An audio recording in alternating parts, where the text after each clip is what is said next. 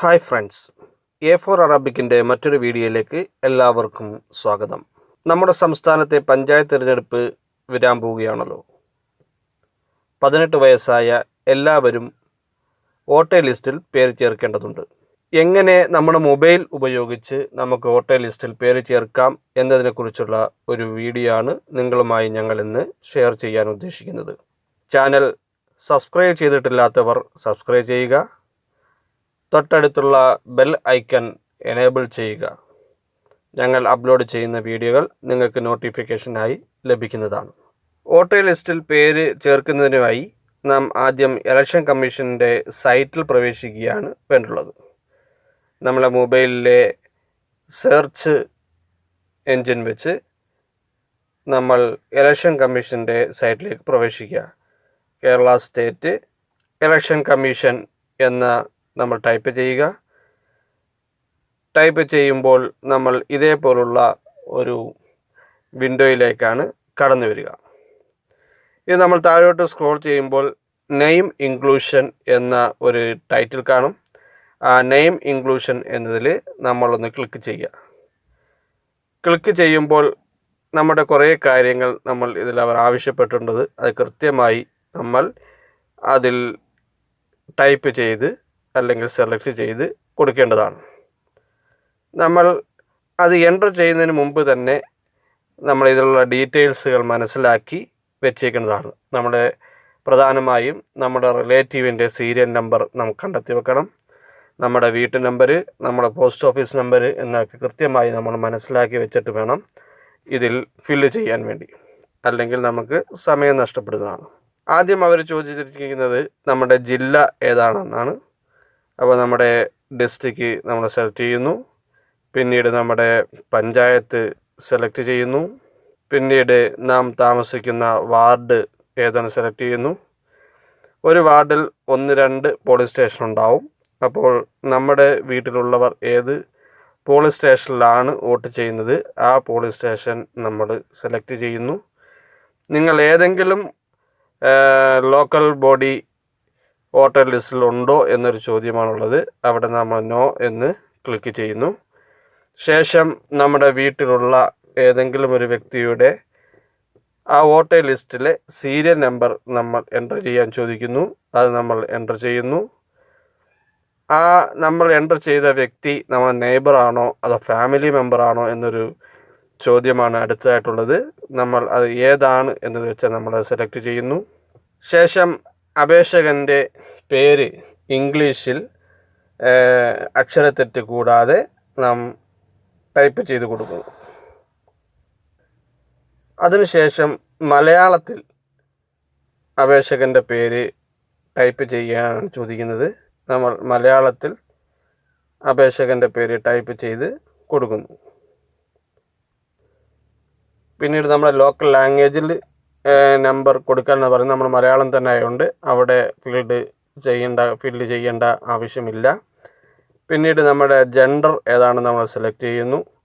നമ്മുടെ വീട്ടു നമ്പർ നാം സെലക്ട് ചെയ്ത് കൊടുക്കുന്നു. പിന്നീട് വീട്ടിന് സബ് നമ്പർ വല്ലതും ഉണ്ടെങ്കിൽ അത് നമ്മൾ സെലക്ട് ചെയ്യുന്നു. നമ്മുടെ വീട്ടു പേര് നമ്മൾ ഇംഗ്ലീഷിൽ ടൈപ്പ് ചെയ്യുന്നു. വീട്ടുപേര് മലയാളത്തിൽ ടൈപ്പ് ചെയ്യുന്നു. പിന്നീട് നമ്മുടെ ലൊക്കാലിറ്റി, നമ്മളെ സ്ഥലം ഏത് എന്ന് നമ്മൾ ഇംഗ്ലീഷിൽ ടൈപ്പ് ചെയ്യുന്നു. ലൊക്കാലിറ്റി മലയാളത്തിലും ടൈപ്പ് ചെയ്ത് കൊടുക്കുന്നു.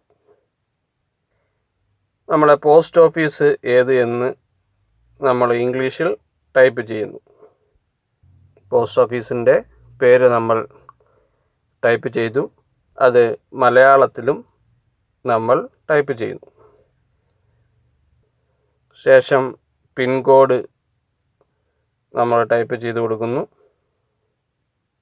നമ്മൾ ആ വാർഡിൽ എത്ര വർഷമായി താമസിക്കുന്നു എന്നാണ് അടുത്ത് ടൈപ്പ് ചെയ്യേണ്ടുള്ളത്. എത്ര വർഷം, എത്ര മാസം. ശേഷം നമ്മുടെ ഡേറ്റ് ഓഫ് ബർത്ത് നമ്മൾ കൊടുക്കേണ്ടുള്ളത്. നമ്മുടെ ഡേറ്റ് ഓഫ് ബർത്ത് നമ്മൾ ടൈപ്പ് ചെയ്തു. നമുക്ക് എത്ര വയസ്സുണ്ട് എന്ന് നമ്മൾ ടൈപ്പ് ചെയ്യുന്നു. നമ്മുടെ രക്ഷകർത്താവിൻ്റെ പേര് ഇംഗ്ലീഷിൽ ടൈപ്പ് ചെയ്യുന്നു. രക്ഷകർത്താവിൻ്റെ പേര് മലയാളത്തിൽ ടൈപ്പ് ചെയ്യുന്നു. നമ്മുടെ രക്ഷകർത്താവുമായിട്ടുള്ള ബന്ധം നമ്മൾ സെലക്ട് ചെയ്യുന്നു. നമ്മൾ താമസിക്കുന്ന താലൂക്ക് ഏത് എന്ന് നമ്മൾ എൻ്റർ ചെയ്യുന്നു.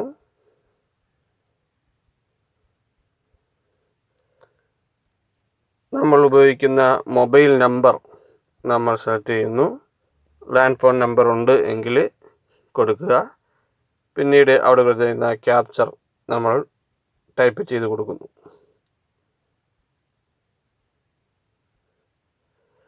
ശേഷം സബ്മിറ്റ് ചെയ്യുന്നു. സബ്മിറ്റ് ചെയ്യുമ്പോൾ നമുക്ക് ഒരു ആപ്ലിക്കേഷൻ ഐഡിയും ഹിയറിംഗ് ഡേറ്റും ഒക്കെ അവർ തന്നിരിക്കും. അത് നമ്മൾ കൃത്യമായി എഴുതി സൂക്ഷിച്ച് വെക്കുക.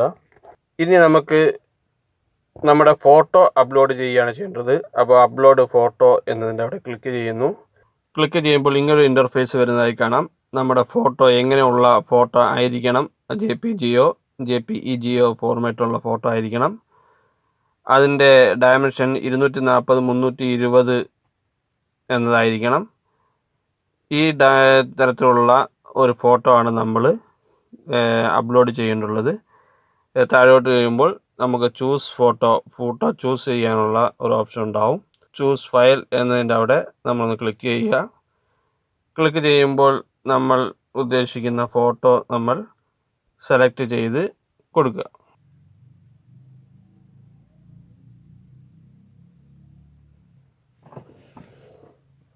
നമ്മളെ ഫോട്ടോ അപ്ലോഡ് ചെയ്ത് കഴിഞ്ഞു.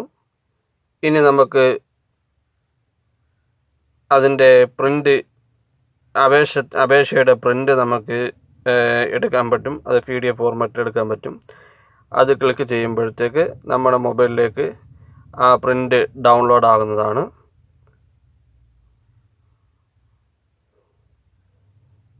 പിന്നെ നമ്മളെ ഹിയറിങ്ങിന് കൊണ്ടുപോകേണ്ടുള്ള പ്രിൻറ്റും Form 4 അത് നമ്മൾ അവിടെ ക്ലിക്ക് ചെയ്യുന്നു. അതും അവിടെ പ്രിൻ്റായി വരുന്നതാണ്. ഇത്രയും നടപടികൾ സ്വീകരിച്ച് കഴിയുമ്പോൾ നമ്മുടെ ആപ്ലിക്കേഷൻ സബ്മിറ്റ് ആയിട്ടുള്ളതാണ്. ഹിയറിംഗ് ഡേറ്റിൻ്റെ അന്ന് നമ്മളെ original SLC book, birth certificate, ration card എന്നീ രേഖകളുമായി പഞ്ചായത്ത് ഓഫീസിൽ അവർ തന്നിരിക്കുന്ന ഹിയറിംഗ് ഡേറ്റിൽ ആ സമയത്ത് എത്തിച്ചേരേണ്ടതാണ്.